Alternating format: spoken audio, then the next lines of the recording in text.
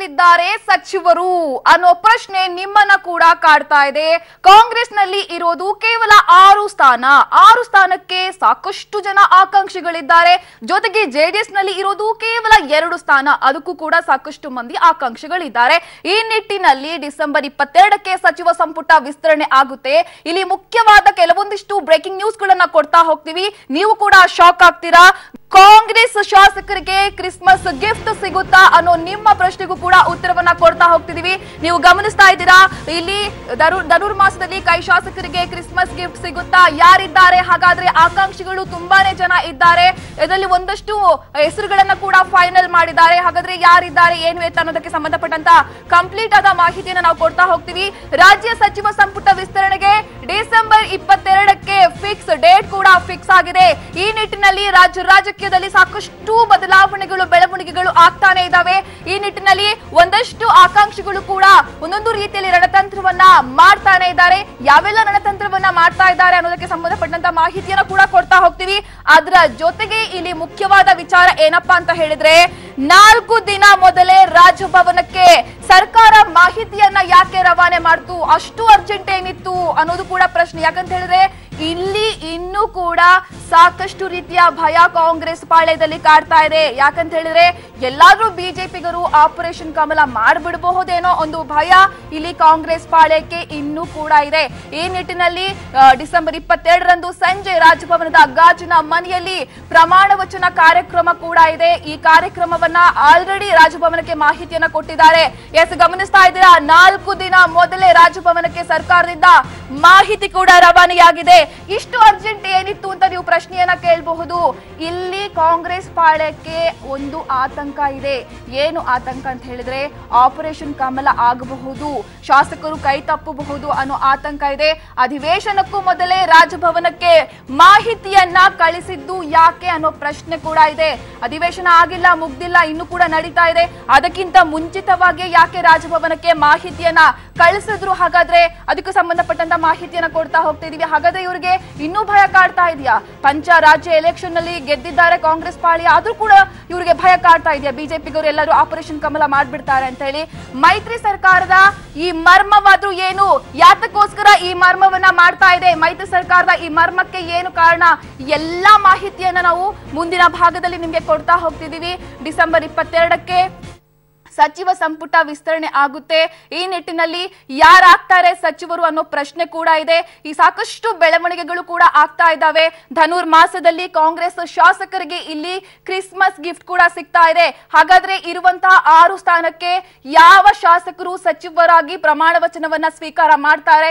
ಎಲ್ಲಾ ಪ್ರಶ್ನೆಗಳಿಗೂ ಕೂಡ ಮುಂದಿನ ಭಾಗದಲ್ಲಿ ನಾವು ನಿಮ್ಗೆ ಉತ್ತರವನ್ನ ಕೊಡ್ತಾ ಹೋಗ್ತೀವಿ.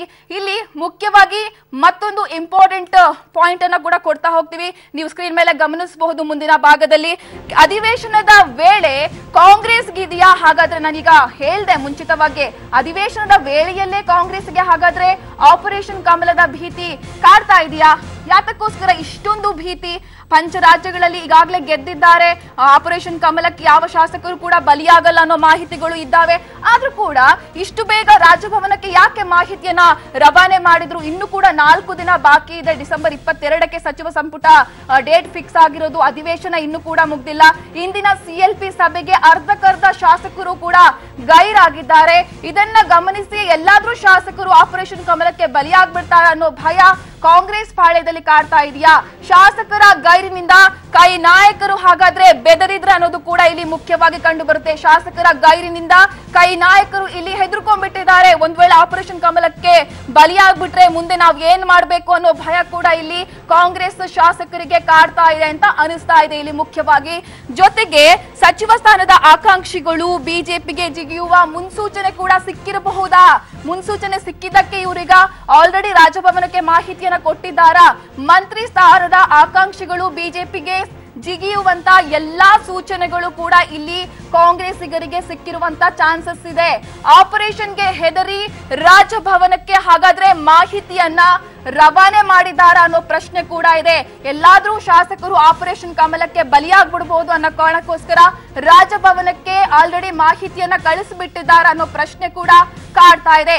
ಶಾಸಕರ ವಿಶ್ವಾಸವನ್ನ ಗಳಿಸಲು ಈ ತಂತ್ರವನ್ನ ಹೂಡ್ತಾ ಇದ್ದಾರಾ? ಆಲ್ರೆಡಿ ರಾಜಭವನಕ್ಕೆ ಮಾಹಿತಿಯನ್ನ ಕೊಟ್ಟಿದೀವಪ್ಪ, ಡಿಸೆಂಬರ್ 22ಕ್ಕೆ ಸಚಿವ ಸಂಪುಟ ವಿಸ್ತರಣೆ ಆಗುತ್ತೆ ಅಂತ ಹೇಳಿ. ಒಂದು ವೇಳೆ ಆಪರೇಷನ್ ಕಮಲಕ್ಕೆ ಬಲಿಯಾಗುವಂತ ಶಾಸಕರಿದ್ರೆ ವಾಪಸ್ ಅವರ ನಿರ್ಧಾರವನ್ನ ಹಿಂದಕ್ಕೆ ತೆಗೆದುಕೊಳ್ಳಿ ಅನ್ನೋ ಒಂದು ಕಾರಣಕ್ಕೋಸ್ಕರ ಈ ರೀತಿ ಮಾಡಿದ್ರ? ಎಲ್ಲ ಪ್ರಶ್ನೆಗಳು ಕೂಡ ಕಾಡ್ತಾ ಇದೆ.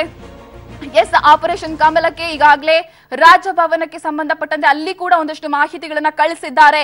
ಶಾಸಕರ ವಿಶ್ವಾಸವನ್ನ ಗಳಿಸೋ ಸಲುವಾಗಿಯೇ ಈ ತಂತ್ರವನ್ನ ಹಾಗಾದ್ರೆ ಹೂಡಿದ್ರ ಗೊತ್ತಿಲ್ಲ. ಸಾಕಷ್ಟು ಬೆಳವಣಿಗೆಗಳು, ಬದಲಾವಣೆಗಳು ರಾಜಕೀಯ ವಲಯದಲ್ಲಿ ಆಗ್ತಾ ಇದೆ. ಇರುವಂತಹ ಕಾಂಗ್ರೆಸ್ 6 ಶಾಸಕರಲ್ಲಿ ಯಾರಿಗೆ ಇಲ್ಲಿ ಸಚಿವ ಸ್ಥಾನ ಸಿಗುತ್ತೆ ಅನ್ನೋದು ಕೂಡ ಮುಖ್ಯ ಆಗಿದೆ. ಹಾಗಾದ್ರೆ ಮುಂದಿನ ಬ್ರೇಕಿಂಗ್ ನ್ಯೂಸ್ ಏನು ಅನ್ನೋದನ್ನ ಗಮನಿಸ್ತಾ ಇದ್ರೆ ಸ್ಕ್ರೀನ್ ಮೇಲೆ ಕೊಡ್ತಾ ಇದೀವಿ ನೋಡಿ. ಡಿಸೆಂಬರ್ 20ಕ್ಕೆ ದೆಹಲಿಗೆ ಇಲ್ಲಿ ಸಿದ್ದರಾಮಯ್ಯ ಆಗಿರ್ಬೋದು, ಪರಮೇಶ್ವರ್ ಆಗಿರ್ಬೋದು, ದಿನೇಶ್ ಗುಂಡೂರಾವ್ ಅವರು ತೆರಳುತ್ತಾರೆ. ಡಿಸೆಂಬರ್ 20ಕ್ಕೆ ದೆಹಲಿಗೆ ಇವರು ಹೋಗ್ತಾರೆ. ಇದು ಸಂಪುಟ ವಿಸ್ತರಣೆಯೋ ಅಥವಾ ಪುನರ್ರಚನೆಯೋ? ಸಂಪುಟ ವಿಸ್ತರಣೆ ಆಗುತ್ತಾ ಅಥವಾ ಪುನರ್ರಚನೆ ಆಗುತ್ತಾ ಅನ್ನೋದು ಕೂಡ ಅನುಮಾನ ಕಾಡ್ತಾ ಇದೆ. 4ರನ್ನ ಸಂಪುಟದಿಂದ ಕೈ ಬಿಡುವಂತ ಸಾಧ್ಯತೆಗಳು ಕೂಡ ಇದೆಯಂತೆ. ಹಾಗಾದ್ರೆ ಆ 4 ಸಚಿವರು ಯಾರು ಅನ್ನೋ ಪ್ರಶ್ನೆಗೂ ಕೂಡ ಮುಂದಿನ ಭಾಗದಲ್ಲಿ ನಾವು ಉತ್ತರವನ್ನ ಕೊಡ್ತೀವಿ. ಸಾಧ್ಯತೆಗಳು ಅಷ್ಟೇ, ಇವ್ರನ್ನ ಕಂಪ್ಲೀಟ್ ಆಗಿ ಬಿಟ್ಬಿಡ್ತಾರ ಗೊತ್ತಿಲ್ಲ, ಬಟ್ ಸಾಧ್ಯತೆಗಳಿದ್ದಾವೆ. ಪ್ಲಾನ್ ಅನ್ನ ಕೂಡ ಮಾಡ್ಕೊಳ್ತಾ ಇದ್ದಾರಂತೆ. ಇನ್ನು ತೆರವಾಗಿರುವಂತ 6 ಸ್ಥಾನಕ್ಕೆ 16 ಶಾಸಕರ ಸಂಭಾವ್ಯ ಪಟ್ಟಿ ಕೂಡ ಈಗ ರೆಡಿ ಆಗಿದೆಯಂತೆ. ಇರುವಂತಹ 6 ಸ್ಥಾನಕ್ಕೆ 16 ಶಾಸಕರು ಸಂಭಾವ್ಯ ಪಟ್ಟಿ ಸಿದ್ಧ ಆಗಿದೆ. ಹಾಗಾದ್ರೆ ಯಾರು ಅದು? ಆ ಪ್ರಶ್ನೆಗೂ ಕೂಡ ಉತ್ತರವನ್ನ ಕೊಡ್ತಾ ಹೋಗ್ತೀವಿ. ಪಬ್ಲಿಕ್ ಟಿವಿಯಲ್ಲಿ ಸಚಿವ ಸ್ಥಾನದ ಆಕಾಂಕ್ಷಿಗಳ ಎಕ್ಸ್ಕ್ಲೂಸಿವ್ ಮಾಹಿತಿಯನ್ನ ಕ್ಷಣ ಕ್ಷಣಕ್ಕೂ ನಾವು ನಿಮ್ಗೆ ಕೊಡ್ತಾ ಹೋಗ್ತೀವಿ. ಓಕೆ, ಹಾಗಾದ್ರೆ ಆ 6 ಶಾಸಕರು ಯಾರು ಅನ್ನೋ ಪ್ರಶ್ನೆಗೆ ಉತ್ತರವನ್ನ ಕೊಡ್ತಾ ಹೋಗ್ತೀವಿ ನೋಡಿ.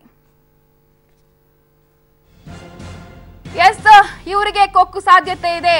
ಯಾರಪ್ಪ ಅಂತ ಹೇಳಿದ್ರೆ ಪುಟ್ಟರಂಗ ಶೆಟ್ಟಿ ಆಗಿರ್ಬೋದು. ಇವರು ಹಿಂದುಳಿದ ವರ್ಗಗಳ ಕಲ್ಯಾಣ ಸಚಿವರಿದ್ದಾರೆ. ಇವರನ್ನ ಕೈ ಬಿಡುವಂತ ಸಾಧ್ಯತೆ ಇದೆ. ಗೊತ್ತಿಲ್ಲ, ಸಾಧ್ಯತೆಗಳು ಮಾತ್ರ. ಪುಟ್ಟರಂಗ ಶೆಟ್ಟಿ ಅವರನ್ನ ಕೈ ಬಿಡುವಂತ ಸಾಧ್ಯತೆ ಇದೆ. ನೆಕ್ಸ್ಟ್ ಯಾರಿರಬಹುದು? 4 ಜನ ಅಂತ ಹೇಳಿದ್ವಲ್ಲ, ಹಾಗಾದ್ರೆ ನೆಕ್ಸ್ಟ್ ಯಾರು? ಎಸ್, ಗಮನಿಸ್ತಾ ಇದ್ರೆ ಹೇಳ್ತೀವಿ ನೋಡಿ. ಇಲ್ಲಿ ನೆಕ್ಸ್ಟ್ ವೆಂಕಟರಮಣಪ್ಪ, ಕಾರ್ಮಿಕ ಸಚಿವ, ಇವರನ್ನ ಕೂಡ ಕೈ ಬಿಡುವಂತ ಸಾಧ್ಯತೆಗಳ ಬಗ್ಗೆ ಹೇಳ್ತಾ ಇದೀವಿ ಅಷ್ಟೇ. ಇನ್ನು ನೆಕ್ಸ್ಟ್ ಯಾರಪ್ಪ? ಹಾಗಾದ್ರೆ ಇನ್ನಿಬ್ಬರು ಸಚಿವರು ಯಾರಪ್ಪ? ಯಾಕಪ್ಪ ಇವರನ್ನ ಕೈ ಬಿಡ್ತಾ ಇದ್ದಾರೆ? ಈ ಪ್ರಶ್ನೆಗೂ ಕೂಡ ಉತ್ತರವನ್ನ ಕೊಡ್ತಾ ಹೋಗ್ತೀವಿ. ಎಸ್, ಆರ್ ಶಂಕರ್, ಅರಣ್ಯ ಸಚಿವ, ಇವರನ್ನ ಕೂಡ ಕೈ ಬಿಡ್ತಾರಂತೆ. ಅದು ಕೂಡ ಫೈನಲ್ ಆಗಿಲ್ಲ, ಬಟ್ ಸಾಧ್ಯತೆಗಳು ಅಂತ ಈಗಾಗಲೇ ನಾನು ಒತ್ತಿ ಹೇಳ್ತಾ ಇದ್ದೀನಿ. ಜೊತೆಗೆ ನೆಕ್ಸ್ಟ್ ಯಾರಿರ್ಬೋದು? ಸಾಕಷ್ಟು ರೀತಿಯಲ್ಲಿ ಫೈಟ್ ಮಾಡಿ ಸಚಿವ ಸ್ಥಾನೆಯನ್ನ ಪಡ್ಕೊಂಡಿರುವಂತವರು ಜಯಮಾಲಾಗೂ ಕೂಡ ಕೊಡುವಂತ ಸಾಧ್ಯತೆ ಇದೆ. ಮಹಿಳಾ ಮತ್ತು ಮಕ್ಕಳ ಕಲ್ಯಾಣ ಸಚಿವೆ ಇವ್ರಿಗೂ ಕೂಡ ಕೊಡುವಂತ ಸಾಧ್ಯತೆ ಇದೆ. ಹಾಗಾದ್ರೆ ಯಾಕೆ ಇವರನ್ನ ಕೈ ಬಿಡ್ತಾರೆ? ಇಲ್ಲಿ ಮುಖ್ಯವಾಗಿ ಮತ್ತೊಂದು ಪ್ರಶ್ನೆ ಕಾಡ್ತಾ ಇದೆ. ಸಂಪುಟ ರಚನೆ ಮಾಡ್ತಾರಾ ಅಥವಾ ಪುನರ್ರಚನೆ ಮಾಡ್ತಾರಾ? ಸಂಪುಟ ವಿಸ್ತರಣೆ ಆಗುತ್ತಾ ಅಥವಾ ಪುನರ್ರಚನೆ ಆಗುತ್ತಾ ಅನ್ನೋದು ಕೂಡ ಬಹುದೊಡ್ಡ ಪ್ರಶ್ನೆ.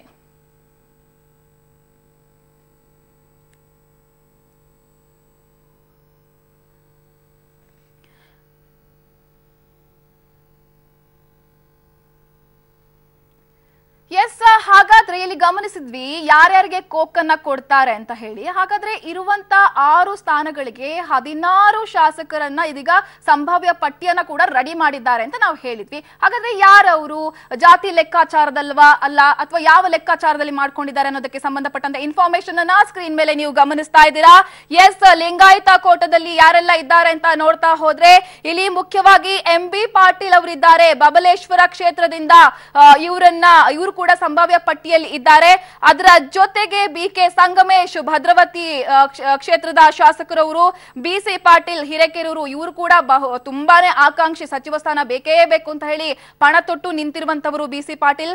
ಇವರು ಕೂಡ ಲಿಂಗಾಯತ ಕೋಟದಲ್ಲಿ ಇವರ ಹೆಸರು ಕೂಡ, ಈ 3 ಹೆಸರು ಕೂಡ ಫೈನಲ್ ಆಗಿದೆ. ಹಾಗಾದ್ರೆ ಯಾರು ಸೆಲೆಕ್ಟ್ ಆಗ್ತಾರೆ? ಯಾರಿಗಾದ್ರೂ ಒಬ್ಬರಿಗೆ ಕೊಡಬಹುದು ಅಷ್ಟೇ. ಹಾಗಾದ್ರೆ ಕುರುಬಾ ಕೋಟದಲ್ಲಿ ಯಾರಿದ್ದಾರೆ ಅನ್ನೋದಕ್ಕೆ ಸಂಬಂಧಪಟ್ಟಂತ ಡೀಟೇಲ್ಸ್ ಅನ್ನ ಗಮನಿಸ್ತಾ ಇದ್ದೀರಾ. MTB ನಾಗರಾಜ್ ಇದ್ದಾರೆ, ಹೊಸಕೋಟೆ ಕ್ಷೇತ್ರದವರು ಇವರು. ಇನ್ನು CS ಶಿವಳ್ಳಿ ಇದ್ದಾರೆ. ಇದ್ದಾರೆ ಕುಂದಗೋಳ ಕ್ಷೇತ್ರದವರು HM ರೇವಣ್ಣ ಮೇಲ್ಮನೆ ಸದಸ್ಯರು, ಇವರ ಹೆಸರು ಕೂಡ ಕುರುಬಾ ಕೋಟದಲ್ಲಿ ಇದೆ. ಈ ನಿಟ್ಟಿನಲ್ಲಿ ಇಲ್ಲಿ ಯಾರಿಗಾದ್ರೂ ಒಬ್ಬರಿಗೆ ಕೊಡಬಹುದು, ಇಲ್ಲಿ ಜಾತಿವಾರು ಲೆಕ್ಕಾಚಾರದಲ್ಲಿ ಲಿಂಗಾಯತರಿಗೆ ಕೊಡ್ತಾರಾ ಅಥವಾ ಕುರುಬರಿಗೆ ಕೊಡ್ತಾರಾ, ಅದಕ್ಕೆ ಸಂಬಂಧಪಟ್ಟಂತ ಒಂದಷ್ಟು ಇನ್ಫಾರ್ಮೇಶನ್ ಗಳನ್ನ ಕೊಡ್ತಾ ಹೋಗ್ತಾ ಇದೀವಿ ನಾವು. ಎಸ್, ಹಾಗಾದ್ರೆ ನೆಕ್ಸ್ಟ್ ಯಾವುದು, ST ಕೋಟದಲ್ಲಿ ಯಾರಿಗೆ ಕೊಡಬಹುದು ಅನ್ನೋ ನಿಮ್ಮ ಪ್ರಶ್ನೆಗೂ ಕೂಡ ಉತ್ತರವನ್ನ ಕೊಡ್ತಾ ಇದೀವಿ. ಸ್ಕ್ರೀನ್ ಮೇಲೆ ಗಮನಿಸ್ತಾ ಇದ್ದೀರಾ, ಇಲ್ಲಿ ಈ ತುಕಾರಾಂ ಅವರ ಹೆಸರು ಕೂಡ ಮುಂಚೂಣಿಯಲ್ಲಿದೆ. ಇವರು ಸಂಡೂರು ಕ್ಷೇತ್ರದ ಶಾಸಕರು, ಜೊತೆಗೆ ಯಮಕನಮರಡಿ ಕ್ಷೇತ್ರದಿಂದ ಸತೀಶ್ ಜಾರಕಿಹೊಳಿ ಅವ್ರಿಗೂ ಕೂಡ ST ಕೋಟದಲ್ಲಿ ಕೊಡುವಂತಹ ಎಲ್ಲಾ ಚಾನ್ಸಸ್ ಇದೆ. ಇಲ್ಲಿ ಮತ್ತೊಂದು ಮುಖ್ಯವಾದ ವಿಚಾರ ಏನಪ್ಪಾ ಅಂತ ಹೇಳಿದ್ರೆ, ಈ ಹಿಂದೆ ಒಂದೆರಡು ಮೂರು ದಿನಗಳ ಹಿಂದೆ ಒಂದಷ್ಟು ಬದಲಾವಣೆಗಳು ಕೇಳಿ ಬಂದಿತ್ತು. ಇಲ್ಲಿ ರಮೇಶ್ ಜಾರಕಿಹೊಳಿಯ ಸ್ಥಾನವನ್ನ ಸತೀಶ್ ಜಾರಕಿಹೊಳಿ ಕೊಟ್ಟು ಬಿಡೋಣ ಅನ್ನೋ ಮಾತುಗಳು ಕೂಡ ಕೇಳಿ ಬಂದಿತ್ತು. ಗೊತ್ತಿಲ್ಲ ಏನ್ ಮಾಡ್ತಾರೆ, ಕಾದು ನೋಡ್ಬೇಕು. ಜೊತೆಗೆ ನಾಗೇಂದ್ರ ಅವ್ರಿಗೂ ಕೊಡುವಂತ ಚಾನ್ಸಸ್ ಇದೆ. ಹಾಗಾದ್ರೆ ST ಕೋಟದಲ್ಲಿ ಯಾರಿಗೆ ಕೊಡಬಹುದು ಅನ್ನೋ ನಿಮ್ಮ ಪ್ರಶ್ನೆಗೂ ಕೂಡ ಉತ್ತರವನ್ನ ಕೊಡ್ತಾ ಹೋಗ್ತೀವಿ. ST ಕೋಟದಲ್ಲಿ ಯಾರೆಲ್ಲ ಇದ್ದಾರೆ ಹಾಗಾದ್ರೆ ಸಂಭಾವ್ಯರು ಅಂತ ನೀವು ಗಮನಿಸ್ತಾ ಇದ್ದೀರಾ. ST ಕೋಟದಲ್ಲಿ ರೂಪಾ ಶಶಿಧರ್ ಇವರು KGF ಕ್ಷೇತ್ರದ ಶಾಸಕರು, RB ತಿಮ್ಮಾಪುರ ಇವರು ಮೇಲ್ಮನೆ ಸದಸ್ಯರು, ಇವರ ಹೆಸರು ಕೂಡ ಮುಂಚೂಣಿಯಲ್ಲಿ ಇದ್ದೆ. ನೋಡೋಣ ಏನ್ ಮಾಡ್ತಾರೆ ಅಂತ ಹೇಳಿ. ನೆಕ್ಸ್ಟ್ ಇನ್ನು ನಾಗೇಶ್ ಅವರ ಹೆಸರು ಕೂಡ ಇದೆ, ಇವರು ಪಕ್ಷೇತರ ಶಾಸಕರು ಕೂಡ ಮುಳಬಾಗಿಲು ಕ್ಷೇತ್ರದಿಂದ. ಇನ್ನು ಮೇಲ್ಮನೆ ಸದಸ್ಯ ಧರ್ಮಸೇನ ಅವರ ಹೆಸರು ಕೂಡ ಇದೆ SC ಕೋಟದಲ್ಲಿ. ಈ ನಿಟ್ಟಿನಲ್ಲಿ ಸಾಕಷ್ಟು ಸಂಭಾವ್ಯ ಇಲ್ಲಿ ಗಮನಿಸಿದ್ವಿ ನಾವು. ಲಿಂಗಾಯತ ಆಗಿರ್ಬೋದು, ಕುರುಬ ಆಗಿರ್ಬೋದು, SC ಆಗಿರ್ಬೋದು, ST ಕೋಟದ ಬಗ್ಗೆ ಒಂದಿಷ್ಟು ಮಾಹಿತಿಗಳನ್ನ ಕೊಟ್ವಿ. ಅಲ್ಪಸಂಖ್ಯಾತ ಕೋಟದಲ್ಲಿ ಯಾರಿದ್ದಾರೆ ಹಾಗಾದ್ರೆ ಸಂಭಾವ್ಯವರು ಇಲ್ಲಿ ಗಮನಿಸಬಹುದು. ರಹೀಂ ಖಾನ್ ಬೀದರ್ ಕ್ಷೇತ್ರದಿಂದ, ಇವರ ಹೆಸರು ಕೂಡ ಇದೆ. ಜೊತೆಗೆ ರಾಜ ತನ್ವೀರ್ ಸೇಠ್ ಆ ಒಂದು ಕ್ಷೇತ್ರದಿಂದ ತನ್ವೀರ್ ಸೇಠ್ ಅವರ ಹೆಸರು ಕೂಡ ಮುಂಚೂಣಿಯಲ್ಲಿದೆ. ಇದೆಲ್ಲವನ್ನೂ ಕೂಡ ನೀವು ಗಮನಿಸ್ತಾ ಇದ್ದೀರಾ. ರೆಡ್ಡಿ ಮತ್ತು ಸಾಮಾನ್ಯ ಕೋಟದಲ್ಲಿ ಯಾರಿದ್ದಾರೆ ಅಂತ ನೋಡ್ತಾ ಹೋದ್ರೆ ರಾಮಲಿಂಗಾರೆಡ್ಡಿ ಅವರ ಹೆಸರಿದೆ, SK ಪಾಟೀಲ್ ಅವರ ಹೆಸರಿದೆ, M ಕೃಷ್ಣಪ್ಪ ಅವರ ಹೆಸರಿದೆ. ಈ ನಿಟ್ಟಿನಲ್ಲಿ ಇರುವಂತಹ 6 ಸ್ಥಾನದಲ್ಲಿ 16 ಶಾಸಕರ ಹೆಸರುಗಳು ಈಗ ಕೇಳಿ ಬಂದಿದೆ. ಇದರಲ್ಲಿ 6 ಸ್ಥಾನವನ್ನ ಯಾರಿಗೆ ಕೊಡ್ತಾರೆ ಅನ್ನೋದನ್ನ ಕಾದು ನೋಡ್ಬೇಕಾಗುತ್ತೆ. ಇಲ್ಲಿ ಮುಖ್ಯವಾಗಿ ಮತ್ತೊಂದು ವಿಚಾರ ಏನಪ್ಪಾ ಅಂತ ಹೇಳಿದ್ರೆ, ಸಚಿವ ಸಂಪುಟ ವಿಸ್ತರಣೆ ಆಗುತ್ತಾ, ಪುನರ್ರಚನೆ ಆಗುತ್ತಾ ಅನ್ನೋದೇ ಇನ್ನು ಫೈನಲ್ ಆಗಿಲ್ಲ. ಬಟ್ ರಾಜಭವನಕ್ಕೆ ಈಗಾಗಲೇ ಇನ್ಫಾರ್ಮೇಶನ್ ಅನ್ನ ಕೊಟ್ಟಿದ್ದಾರೆ. ಡಿಸೆಂಬರ್ 22ಕ್ಕೆ ಸಂಪುಟ ವಿಸ್ತರಣೆ ಆಗುತ್ತೆ ಅಂತ ಹೇಳಿ 4 ದಿನಗಳ ಮುಂಚಿತವಾಗಿ ಇನ್ಫಾರ್ಮೇಶನ್ ಅನ್ನ ಕೊಟ್ಟಿದ್ದಾರೆ. ಇನ್ನು ಬೆಳಗಾವಿ ಅಧಿವೇಶನದಲ್ಲಿ ಮುಖ್ಯಮಂತ್ರಿ HD ಕುಮಾರಸ್ವಾಮಿ ವಿರುದ್ಧ ದೂರುಗಳ ಸರಮಾಲೆಯೇ ಕೇಳಿ ಬಂದಿದೆ. ಗೊತ್ತೇ ಇದೆ ನಿಮ್ಗೆ ಎಷ್ಟು ಮಟ್ಟಿಗೆ ಇಲ್ಲಿ ದೋಸ್ತಿ ಸರ್ಕಾರದಲ್ಲಿ ಒಳಗೊಳಗೆ ಎಷ್ಟು ಮುನಿಸಿದೆ ಅಂತ ಗೊತ್ತೇ ಇದೆ ನಿಮ್ಗೆ. ಈ ನಿಟ್ಟಿನಲ್ಲಿ ಸಂಪುಟ ರಚನೆಯ ಬಗ್ಗೆಯೂ ಕೂಡ ಚರ್ಚೆಯಾಗಿದೆ ಅಂತ ಹೇಳಲಾಗ್ತಾ ಇದೆ. ಜಾತಿ ಹಾಗೂ ಜಿಲ್ಲೆಯ ಮಾನದಂಡವನ್ನ ಮುಂದಿಟ್ಕೊಂಡು ಶಾಸಕರು ಲಾಬಿಯನ್ನ ನಡೆಸಿದ್ದಾರೆ ಅಂತ ಹೇಳಲಾಗ್ತಾ ಇದೆ. ಇನ್ನು ಸಂಪುಟ ರಚನೆಯ ಜೊತೆಗೆ 4ರನ್ನ ಸಂಪುಟದಿಂದ ಕೈ ಬಿಡುವಂತಹ ಸಾಧ್ಯತೆಗಳು ಕೂಡ ಇವೆ. ಖಾಲಿ ಇರುವಂತಹ 6 ಸ್ಥಾನಗಳಿಗೆ 16 ಮಂದಿಯ ಲಿಸ್ಟ್ ಅನ್ನ ಕೂಡ ತಯಾರು ಮಾಡಲಾಗಿದೆ. ಇಲ್ಲಿ ಡಿಸೆಂಬರ್ 21ರಂದು ಈ ಪಟ್ಟಿಯೊಂದಿಗೆ ಮಾಜಿ ಸಿಎಂ ಸಿದ್ದರಾಮಯ್ಯ, ಉಪಮುಖ್ಯಮಂತ್ರಿ ಪರಮೇಶ್ವರ ಹಾಗೂ ಕೆಪಿಸಿಸಿ ಅಧ್ಯಕ್ಷ ದಿನೇಶ್ ಗುಂಡೂರಾವ್ ಅವರು ದೆಹಲಿಗೆ ಕೂಡ ತೆರಳ್ತಾ ಇದ್ದಾರೆ. ಅಲ್ಲಿ ಹೈಕಮಾಂಡ್ ಜೊತೆ ಒಂದಷ್ಟು ಚರ್ಚೆಗಳನ್ನ ಮಾಡಿ ಯಾರಿಗೆ ಸಚಿವ ಸ್ಥಾನವನ್ನ ಕೊಡಬಹುದು ಅನ್ನೋದನ್ನ ಕೂಡ ಚರ್ಚೆ ಮಾಡ್ತಾರೆ. ಇವರು ಡಿಸೆಂಬರ್ 22ಕ್ಕೆ ಸಂಪುಟ ವಿಸ್ತರಣೆಯ ಬಹುತೇಕ ಖಚಿತ ಆಗಿದೆ.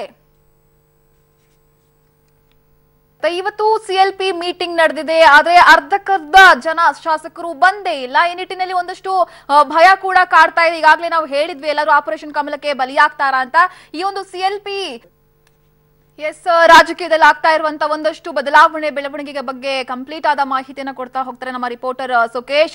ಇಲ್ಲಿ ಮುಖ್ಯವಾಗಿ ಸಾಕಷ್ಟು ರೀತಿಯ ಬೆಳವಣಿಗೆಗಳು ಆಗ್ತಾ ಇದೆ ಗೊತ್ತಿರುವಂತ ವಿಚಾರ. ಇಲ್ಲಿ ಡಿಸೆಂಬರ್ 22ಕ್ಕೆ ಸಂಪುಟ ವಿಸ್ತರಣೆ ಆಗ್ತಾ ಇದೆ ಅಂತ ಈಗಾಗಲೇ ಗೊತ್ತಾಗಿದೆ. ಅಷ್ಟು ಬೇಗ ರಾಜಭವನಕ್ಕೆ ಯಾಕೆ ಮಾಹಿತಿಯನ್ನ ಕೊಟ್ಟಿದ್ದಾರೆ ಅಂತ ಹೇಳಿ 4 ದಿನ ಮುಂಚಿತವಾಗಿ ಯಶೋಧ ಏನು ಅಂತಂದ್ರೆ, ಈ ರೀತಿ ಸಂಪುಟ ವಿಸ್ತರಣೆ ಮಾಡುವಂತ ಸಂದರ್ಭದಲ್ಲಿ ಸಮಯವನ್ನು ನಿಗದಿಪಡಿಸಿದ ನಂತರ ಅಥವಾ ಸರ್ಕಾರ ಒಂದು ತೀರ್ಮಾನಕ್ಕೆ ಬಂದ ನಂತರದಲ್ಲಿ ರಾಜಭವನಕ್ಕೆ ಮಾಹಿತಿಯನ್ನು ರವಾನಿಸಿ ಅಲ್ಲಿ ಒಂದು ಅನುಮತಿ ನಂತರದಲ್ಲಿ ಸಂಪುಟ ವಿಸ್ತರಣೆಯನ್ನು ಮಾಡಲಾಗುತ್ತೆ. ಇದರ ಒಂದು ಭಾಗವಾಗಿಯೇ ಏನು ಡಿಸೆಂಬರ್ 22ನೇ ತಾರೀಕು ಶನಿವಾರ ಸಂಜೆ 5 ಗಂಟೆಗೆ ಸಂಪುಟ ವಿಸ್ತರಣೆಗೆ ಮುಹೂರ್ತವನ್ನ ಫಿಕ್ಸ್ ಮಾಡಲಾಗಿದೆ ಅನ್ನುವಂಥದ್ದು. ಹಾಗಾಗಿ ಆ ಪ್ರೊಸೀಜರ್ನ ಏನು ಫಾಲೋ ಮಾಡಬೇಕು ಅದನ್ನು ಸರ್ಕಾರ ಫಾಲೋ ಮಾಡಿದೆ ಅನ್ನೋದು ಒಂದು ಕಡೆ. ಆದರೆ ಮತ್ತೊಂದು ಕಡೆ ರಾಜಕೀಯ ದೃಷ್ಟಿಯಲ್ಲಿ ನೋಡೋದಾದ್ರೆ, ಈಗೇನು ಬೆಳಗಾವಿ ಅಧಿವೇಶನ ನಡೀತಾ ಇದೆ, ಈ ಅಧಿವೇಶನದಲ್ಲಿ ಸಾಕಷ್ಟು ರಾಜಕೀಯ ತಿರುವುಗಳು ಪಡೆಯಬಹುದು. ಶಾಸಕರನ್ನ ಬೇರೆ ಕಡೆ ಕರೆದುಕೊಂಡು ಹೋಗುವ ಅಥವಾ ಆಪರೇಷನ್ ಕಮಲಕ್ಕೆ ಕೈ ಹಾಕುವಂತ ಪ್ರಯತ್ನಗಳು ನಡೀಬಹುದು ಅನ್ನೋದು. ಬಿಜೆಪಿಯ ಮೂಲಗಳ ಪ್ರಕಾರ ಆಪರೇಷನ್ ಕಮಲದ ಪ್ರಯತ್ನ ಖಂಡಿತ ಅವರು ಇವತ್ತು ಕೂಡ ಕೈ ಬಿಟ್ಟಿಲ್ಲ. ಆದರೆ ಒಂದು ಕಡೆ ಪಂಚರಾಜ್ಯದ ಚುನಾವಣೆ ಚುನಾವಣೆ ಫಲಿತಾಂಶ ಬಂದ ನಂತರದಲ್ಲಿ ಅಷ್ಟರ ಮಟ್ಟಿಗಿನ ಒಂದು ಗೊಂದಲ ಆಗಲಿ ಅಥವಾ ಏನ್ ಮಾಡಬೇಕು ಅನ್ನೋ ನಿರ್ಧಾರ ಆಗಲಿ ಶಾಸಕರಲ್ಲಿ ಇಲ್ಲ ಕಾಂಗ್ರೆಸ್ ಪಾಳೆಯದಲ್ಲಿ. ಯಾಕಂತಂದ್ರೆ ಸ್ಪಷ್ಟವಾಗಿ ಸಂಪುಟ ವಿಸ್ತರಣೆಯಲ್ಲಿ ಅವಕಾಶವನ್ನು ಪಡಿಬೇಕನ್ನುವಂಥ ತೀರ್ಮಾನಕ್ಕೆ ಬಂದಂತೆ ಕಂಡು ಬರ್ತಾ ಇದೆ. ಇದು ಬಿಜೆಪಿಗೆ ಒಂದು ಕಡೆ ಹಿನ್ನಡೆ ಆದ್ರೂ ಕೂಡ ಕಾಂಗ್ರೆಸ್ನಲ್ಲಿ ಸಹಜವಾದ ಆತಂಕ ಇದ್ದೇ ಇತ್ತು. ಆ ಒಂದು ಆತಂಕದ ಫಲವಾಗಿಯೇ ಮೊದಲು ಕೊಟ್ಟ ಮಾತಿನಂತೆ ಡಿಸೆಂಬರ್ 22ನೇ ತಾರೀಕು ಸಂಪುಟ ವಿಸ್ತರಣೆಯನ್ನ ಮಾಡಬೇಕು ಅನ್ನುವಂಥ ತೀರ್ಮಾನಕ್ಕೆ ಬರಲಾಗಿದೆ. ಇದೇ ಡಿಸೆಂಬರ್ 20ನೇ ತಾರೀಕಿನಂದು ಸಿದ್ದರಾಮಯ್ಯ ಅವರು ಇರ್ಬೋದು, ಪರಮೇಶ್ವರ್, ದಿನೇಶ್ ಗುಂಡೂರಾವ್ ಎಲ್ಲರೂ ಕೂಡ ದೆಹಲಿಗೆ ಹೋಗಿ ಅವತ್ತು ಸಂಜೆ 6 ಗಂಟೆಗೆ ರಾಹುಲ್ ಗಾಂಧಿ ಅವರ ಜೊತೆ ಮಾತುಕತೆ ನಡೆಸಿ ಹಾಗೂ ಏನಾದರೂ ಗೊಂದಲಗಳು ಪರಿಹಾರ ಆಗದಿದ್ರೆ 21ನೇ ತಾರೀಕು ಕೂಡ ಅಲ್ಲೇ ಇದ್ದು ಎಲ್ಲ ರೀತಿಯ ಒಂದು ಫೈನಲ್ ಒಂದು ತೀರ್ಮಾನಕ್ಕೆ ಬಂದ ನಂತರದಲ್ಲಿ ಪಟ್ಟಿಯನ್ನು ಅಂತಿಮಪಡಿಸಿಕೊಂಡು ಬಂದು 22ನೇ ತಾರೀಕು ಸಂಜೆ 5 ಗಂಟೆಗೆ ಸಂಪುಟ ವಿಸ್ತರಣೆ ಮಾಡಬೇಕು ಅನ್ನುವಂಥ ತೀರ್ಮಾನಕ್ಕೆ ಬಂದಿರುವಂಥದ್ದು. ಅಲ್ಲಿ ಸ್ಪಷ್ಟವಾಗುತ್ತೆ, ಶಾಸಕರನ್ನ ಹಿಡಿದಿಟ್ಟುಕೊಳ್ಳುವ ಜೊತೆಗೆ ಅಸಮಾಧಾನಿತ ಶಾಸಕರನ್ನ ಸರಿಪಡಿಸುವ ಅಥವಾ ಸಚಿವ ಸ್ಥಾನ ಸಿಗದೆ ಉಳಿದ ಶಾಸಕರಿಗೆ ನಿಗಮ ಮಂಡಳಿಯಲ್ಲಿ ಅವಕಾಶವನ್ನು ಕಲ್ಪಿಸಿಕೊಡ್ಲಿಕ್ಕೆ ಕೂಡ 20 ನಿಗಮ ಮಂಡಳಿಗಳಿಗೂ ಕೂಡ ಅವತ್ತು ಒಪ್ಪಿಗೆಯನ್ನು ಪಡೆದುಕೊಂಡು ಬರುವಂಥ ತೀರ್ಮಾನಕ್ಕೆ ಈಗಾಗಲೇ ಬರಲಾಗಿದೆ. ಹಾಗಾಗಿ ಯಾವುದೇ ರೀತಿಯಲ್ಲಿ ಕೂಡ ಗೊಂದಲ ಆಗದ ರೀತಿ ಅಥವಾ ಎದುರಾಳಿಗಳಿಗೆ ಅಥವಾ ಬಿಜೆಪಿಗೆ ಆಪರೇಷನ್ ಕಮಲ ಈ ರೀತಿಯ ಮತ್ತೊಂದು ಅವಕಾಶವನ್ನ ಮಾಡಿಕೊಡದ ರೀತಿಯಲ್ಲಿ ಒಂದು ಎಚ್ಚರಿಕೆ ಹೆಜ್ಜೆಯನ್ನು ಕಾಂಗ್ರೆಸ್ ಇಡ್ತಾ ಇದೆಯಾ ಅನ್ನುವಂಥ ರೀತಿಯಲ್ಲಿದೆ ಇಡೀ ಒಂದು ಕಾರ್ಯಾಚರಣೆಯ ಒಂದು ಎಲ್ಲ ಬೆಳವಣಿಗೆಗಳು. ಯಶೋಧ, ಸುಕೇಶ್, ಮುಖ್ಯವಾಗಿ ಇಲ್ಲಿ ದಿನೇಶ್ ಗುಂಡೂರಾವ್ ಅವರು ಕೂಡ ಮಾತನಾಡೋದನ್ನ ಕೇಳಿಸ್ಕೊಂಡ್ವಿ. ಸಂಪುಟ ವಿಸ್ತರಣೆಯೂ ಆಗಬಹುದು ಅಥವಾ ಪುನರ್ರಚನೆಯೂ ಆಗಬಹುದು ಅಂತ. ಇದನ್ನ ನೋಡ್ತಾ ಇದ್ರೆ ಇಲ್ಲಿ ವಿಸ್ತರಣೆ ಆಗುತ್ತಾ ಅಥವಾ ಪುನರ್ರಚನೆ ಆಗುತ್ತಾ ಅನ್ನೋದು ಕೂಡ ಪ್ರಶ್ನೆಯಾಗಿ ಕಾಡುತ್ತೆ. ಯಶೋಧ, ಇದೊಂದು ಪ್ರಶ್ನೆಯಾಗಿ ಕಾಡುತ್ತೆ ಅನ್ನೋದಕ್ಕಿಂತ ಮುಖ್ಯವಾಗಿ ಇದು ಕೂಡ ಒಂದು ಸ್ಟ್ರಾಟಜಿ ಅಂತ ಹೇಳ್ಬೋದು. ಯಾಕಂತಂದ್ರೆ ಕೆಪಿಸಿಸಿ ಅಧ್ಯಕ್ಷರಿಗೆ ಸಾಧ್ಯ ಆದ್ರೆ 2 ರಿಂದ 4 ಜನರನ್ನ ಈಗಿರ್ತಕ್ಕಂಥ ಹಾಲಿ ಸಚಿವರನ್ನ ತೆಗೆದು ಮಾಡಬಹುದಾ ಅನ್ನುವಂಥ ಅಭಿಪ್ರಾಯ ಕೇವಲ ಕೆಪಿಸಿ ಅಧ್ಯಕ್ಷರು. ಆದ್ರೆ ಇವತ್ತಿನ CLP ಸಭೆಯಲ್ಲಿ ಸಿದ್ದರಾಮಯ್ಯ ಒಳಗೊಂಡಂತೆ ಹೇಳಿದಂಥದ್ದು ಇರ್ತಕ್ಕಂಥ ಯಾರನ್ನು ಕೈ ಬಿಡುವಂತ ಪ್ರಶ್ನೆ ಇಲ್ಲ ಮತ್ತು ಎಲ್ಲರೂ ಕೂಡ ಅಂದ್ರೆ ಉಳಿದಿರ್ತಕ್ಕಂಥ 6 ಸ್ಥಾನವನ್ನ ಭರ್ತಿ ಮಾಡ್ತೀವಿ ಅನ್ನುವಂಥದ್ದು. ಆದ್ರೆ ಸಮಯ ಮತ್ತು ನಿಗದಿ ಮಾಡುವಂತ ವಿಚಾರದಲ್ಲಿ 22ಕ್ಕೆ ಆಗುತ್ತಾ ಇಲ್ಲ ಅನ್ನುವಂಥ ಗೊಂದಲ ಸಹಜವಾಗಿ ಇತ್ತು. ಆದ್ರೆ 22 ಆಗುತ್ತೆ ಅನ್ನೋದಕ್ಕೆ ಪೂರಕವಾಗಿ ಈಗಾಗಲೇ ಸಂಜೆ 5 ಗಂಟೆಯ ಸಮಯವನ್ನ ಏನು ನಿಗದಿಪಡಿಸಲಾಗಿದೆ ಅದೇ ರೀತಿಯಲ್ಲಿ ಡಿಸೆಂಬರ್ 22ರ ಸಂಜೆ 5 ಗಂಟೆಗೆ ರಾಜಭವನದಲ್ಲಿ ನಡೀತಕ್ಕಂಥ ಪ್ರಮಾಣ ವಚನ ಒಂದು ಸಮಾರಂಭದಲ್ಲಿ 6 ಜನ ಸಚಿವರುಗಳು ಪ್ರಮಾಣ ವಚನ ಸ್ವೀಕರಿಸ್ತಾರೆ. ಇನ್ನು JDS ವಿಚಾರಕ್ಕೆ ಬರೋದಾದ್ರೆ ಅವ್ರದ್ದು 2 ಸ್ಥಾನ ಖಾಲಿ ಇದ್ರು ಕೂಡ ಅಲ್ಲೇ ಸ್ವಲ್ಪ ಮಟ್ಟಿಗಿನ ಗೊಂದಲ ಇದ್ದಂತೆ ಕಂಡು ಬರ್ತಾ ಇರೋದ್ರಿಂದ ಒಂದು ಸ್ಥಾನವನ್ನ ಭರ್ತಿ ಮಾಡುವಂತ ಲಕ್ಷಣಗಳು ದಟ್ಟವಾಗಿದೆ, ಮತ್ತೊಂದು ಸ್ಥಾನವನ್ನ ಹಾಗೆ ಉಳಿಸಿಕೊಳ್ಳುವಂತ ಸಾಧ್ಯತೆ ಕೂಡ ಇದೆ. ಆದ್ರೆ ಕಾಂಗ್ರೆಸ್ನ ಮಟ್ಟಿಗೆ ಪುನರ್ರಚನೆಯ ವಿಚಾರದಲ್ಲಿ ನಾಯಕರ ನಡುವೆ ಒಮ್ಮತ ಅಭಿಪ್ರಾಯ ಇಲ್ಲದೆ ಇರೋದ್ರಿಂದ ಸಹಜವಾಗಿಯೇ ಅದನ್ನ ಹೆಚ್ಚು ರಿಸ್ಕ್ ತೆಗೆದುಕೊಳ್ಳದೆ ಮೊದಲ ಅವಕಾಶ 2 ವರ್ಷ ಇರಲಿ ಎಲ್ಲರಿಗೂ ಅನ್ನುವಂಥ ಪಾಲಿಸಿ ಪಾಲಿಸೋದಾದ್ರೆ ಈಗ ಇರ್ತಕ್ಕಂಥ ಸಚಿವರ ಬದಲಾವಣೆಯ ಒಂದು ನಿರೀಕ್ಷೆ ಹುಸಿಯಾಗುತ್ತೆ. ಅದನ್ನು ಹೊರತುಪಡಿಸಿ ಅನಿವಾರ್ಯತೆ ಆದ್ರೆ ತೀವ್ರತರದ ಒತ್ತಡ ಬಂಡಾಯದ ಲಕ್ಷಣಗಳು ಕಂಡು ಬಂದ್ರೆ ಮಾಡಬಹುದು. ಆ ಸಾಧ್ಯತೆ ತೀರಾ ಕಡಿಮೆ ಇದೆ ಸದ್ಯದ ಪರಿಸ್ಥಿತಿಯಲ್ಲಿ. Yashoda, okay, thank you Sukesh.